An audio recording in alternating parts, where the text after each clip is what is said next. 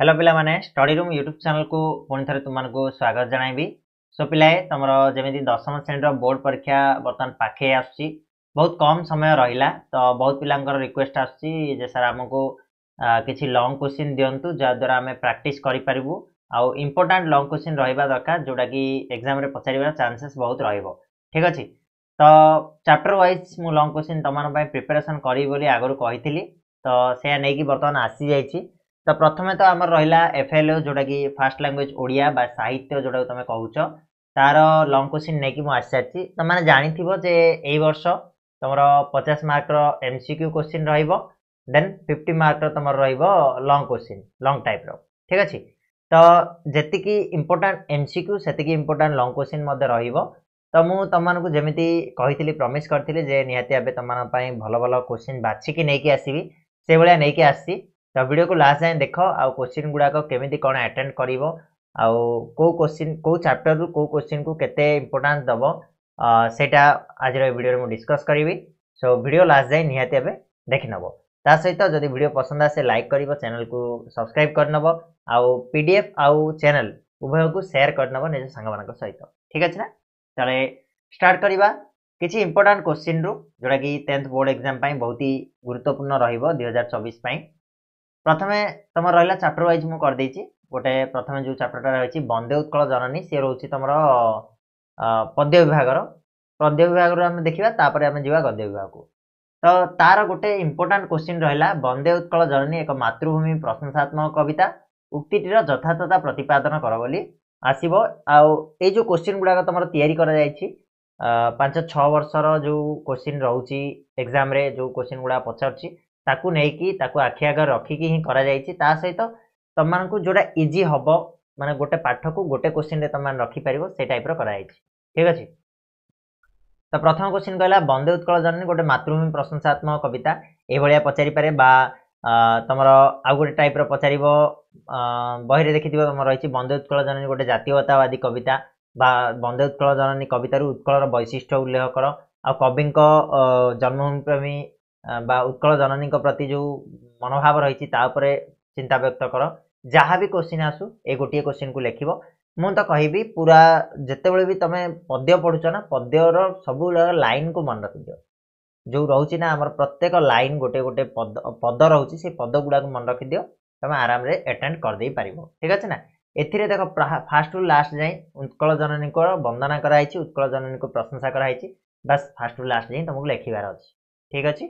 2 number आसवा आम भीमंक सिंहनाद रड़ी एठी तुम जदि भीमंक सिंहनाद रड़ी कविताटी को 3 भाग में परिणत कर गोटे भाग तुम हम कौन ना जो सिंहनाद मागिबाटा आउ पार्वती शिव को बुझेबाटा ये गोटे हो द्वितीय जो सिंहनाद दौरान प्रथम रड़ी जीव दे सारा पर बा देला बेले जो परिस्थिति होती पृथ्वीर से विषय गोटे जीव।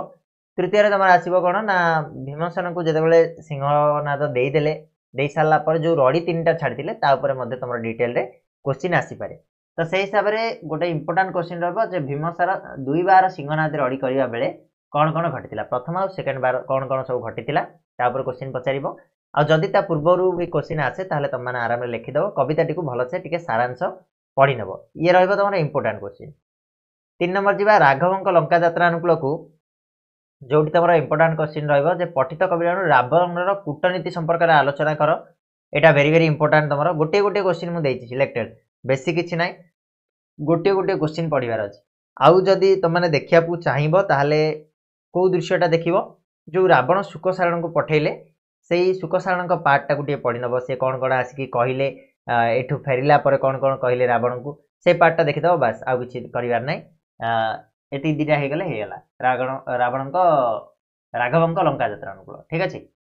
तापर आसवा चिलिकार सायंतन दृश्य यू मत 2टा क्वेश्चन लगिला गोटे देवी बोली चाहूली बट मु बाध्य होली 2टा देवाई कहीं ना 2टा वेरी वेरी इंपोर्टाट गोटे है पठित कविता आधार में मीनजीवी मान भावयोग संपर्क में सूचना प्रदान कर भावयोग केमी थिला।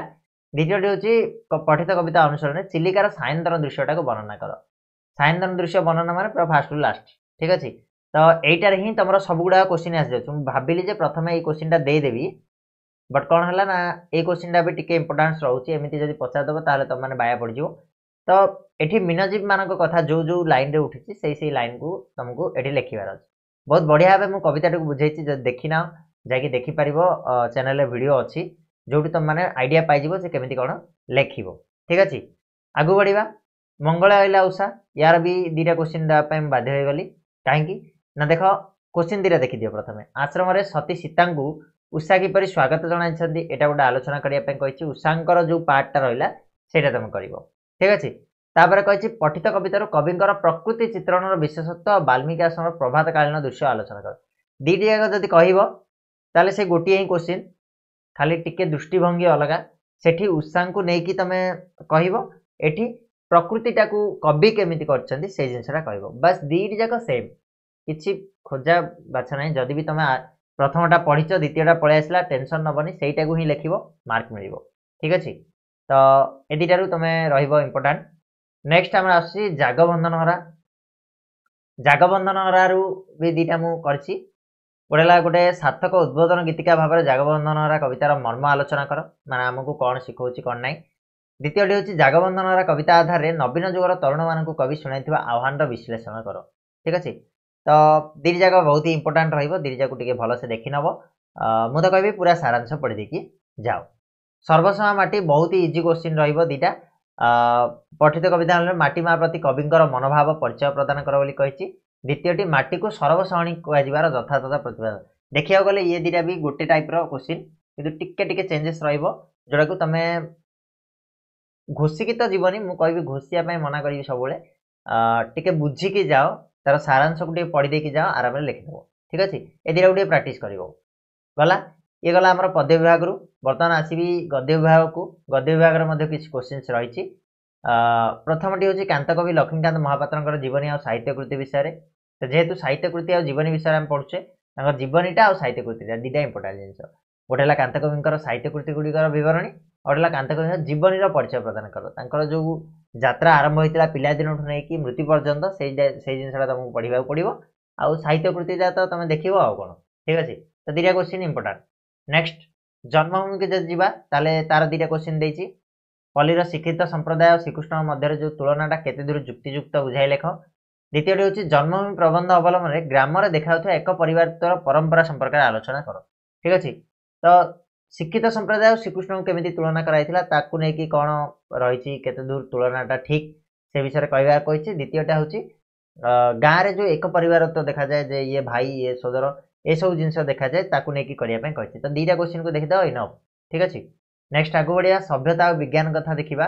एठू गोटे क्वेश्चन पड़ो बेस्ट जे भारतीय सभ्यता और बाह्य सभ्यता विषय आलोचना करने कहूँ। तो यहाँ बहुत ही इंपोर्टाट। यार भी आहरी रही जो अंश गुड़ाक चाहब जदि टिके भलसे पढ़ी नब पाठटा पूरा आईटा इंपोर्टाट। किंतु यहाँ पढ़ी सारा पर बाकी जहाँ कर। ठीक अच्छे, मातृभाषा और लोक शिक्षार जदि आम देखा दीटा क्वेश्चन हो पार। गोटे जनतार सामूहिक शिक्षा मातृभाषा ही प्रकृत माध्यम, उक्तिर सत्यता प्रतिपादन कर। द्वितीयटी हूँ मातृभाषा ही देश और जातिर प्रगतिर परिचायक, ये आलोचना कर। ठीक अच्छे, तो दीटी जाक इंपोर्टाट रमको पढ़ाई पड़ो। नेक्स्ट आम आगू बढ़ा। नरेंद्र विवेकानंद एथर दीटा क्वेश्चन देती। गोटे विवेकानंद भारत परिभ्रमण उद्देश्य और परिणति संपर्क में आलोचना करने कहीं से भारत परिभ्रमण करते तार परिणति कौन होता ए विषय गोटे विस्तृत विवरणी प्रदान करने पड़ो। द्वितीयटी हूँ तुम विवेकानंद को गृहत्यागी सन्यासी परिवर्ते समाज संस्कार कहबार सहायता करथिबा घटनावली गुड़ाक कौ कौ घटना जो सी गोटे सन्यासी न होइकी घर छाड़ी जाइथिबा सन्यासी न होइकी गोटे समाज संस्कारक रूपे परिगणित होते से घटना गुड़ाक ये वर्णना करार अच्छे। कौन कौन एमती सिचुएसन आसला जे से समाज संस्कारक हो जाते। ठीक अच्छे, एति तुम जो रहा लंग क्वेश्चन साहित्यर फास्ट लैंग्वेज ओडिया रे एति जदि लंग क्वेश्चन तुमने देखी दौच भलसे ताले पक्का तुम लंग क्वेश्चन पार्टा हो गला बोली जान। ठीक अच्छे, तो आशा करी जहाँ भी क्वेश्चन मुझे तुमने पढ़ो। जो मानकर तो एंड्रॉइड मोबाइल अच्छी टेलीग्राम को डाउनलोड कर दियो। टेलीग्राम रे पीडीएफ देदेवी। जदि भी टेलीग्राम रे न पाउछ ताहले तुमको रिक्वेस्ट रहिबो विजिट कर आमर जो वेबसाइट रही www.odiastudyroom.in से वेबसाइट रे पाइजिवो। मु चेष्टा करी आप माध्यम देवाई आमर जो स्टडी नोट्स आप रही तो सेठू मध्य तुमने डाउनलोड कर पाइबो। तो जेमिति होना काहेकि तुम पाखरे पीडीएफ पहुँचवा दरकार, निहाती भावे पहुँचबो। सेटा केमिति पहुँचबो मु तार व्यवस्था करिवि। तो या पर वीडियो रे मु तुम किसी सरलार्थ नहीं कि आसीबी, जोटा लॉन्ग टाइप रो सरलार्थ रहउची, ताको आमे आलोचना करिबा। तो आशा करछि वीडियो भल लगी, वीडियो को टिके लाइक और शेयर करनबो, ता सहित चैनल को सब्सक्राइब करनबो। आगु को ए भलिया सब सब्जेक्ट रे आमे लॉन्ग टाइप क्वेश्चन नै कि आसीबा। तो तुम मानकर सपोर्ट एमिदी आम चैनल सहित बनेकी रखिथिबो। ठीक अछि, रहिबी।